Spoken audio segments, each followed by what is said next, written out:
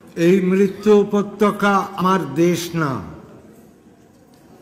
যে পিতা সন্তানের লাশ শনাক্ত করতে ভয় পায় আমি তাকে ঘৃণা করি। যে ভাই এখনো নির্লজ্জ স্বাভাবিক হয়ে আছে আমি তাকে ঘৃণা করি। যে শিক্ষক, বুদ্ধিজীবী, কবি ও কেরানি প্রকাশ্য পথে এই হত্যার প্রতিশোধ চায় না আমি তাকে ঘৃণা করি। ৮ জন মৃতদেহ আমার চেতনার পথ জুড়ে পড়ে আছে। আমি অপ্রকৃতিস্থ হয়ে যাচ্ছি। ৮ জোড়া খোলা চোখ আমাকে ঘুমের মধ্যে ডাকে। আমি চিৎকার করে উঠি। আমাকে তারা ডাকছে অবেলায়, উদ্যানে, সকল সময়।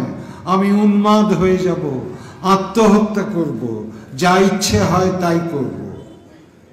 ইস্তাহারে, দেয়ালে, স্টেনসিলে কবিতা এখনই লেখার সময়। নিজের রক্ত, অশ্রু, হাড় দিয়ে কোলাজ পদ্ধতিতে এখনই কবিতা লেখা যায়। তীব্রতম যন্ত্রণায় ছিন্ন ভিন্ন মুখে সন্ত্রাসের মুখোমুখি হেডলাইটের ঝলসানো আলোয় স্থির দৃষ্টি রেখে এখনই কবিতা ছুঁড়ে দেওয়া যায়। .38 ও যা যা আছে হত্যাকারীর কাছে সব অস্বীকার করে এখনই কবিতা পড়া যায়।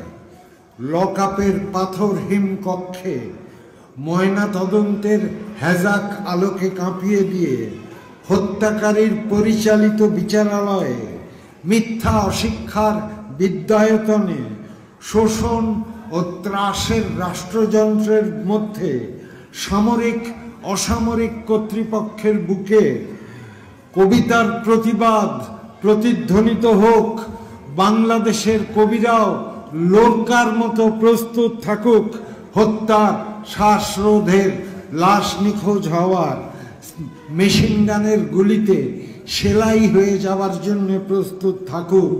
তবু কবিতার গ্রামাঞ্চল দিয়ে কবিতার গ্রামকে ঘিরে ফেলবার একান্ত দরকার।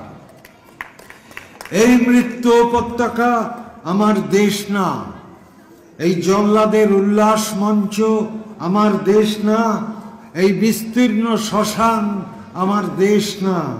এই রক্তস্নাত কসাইখানা আমার দেশ না।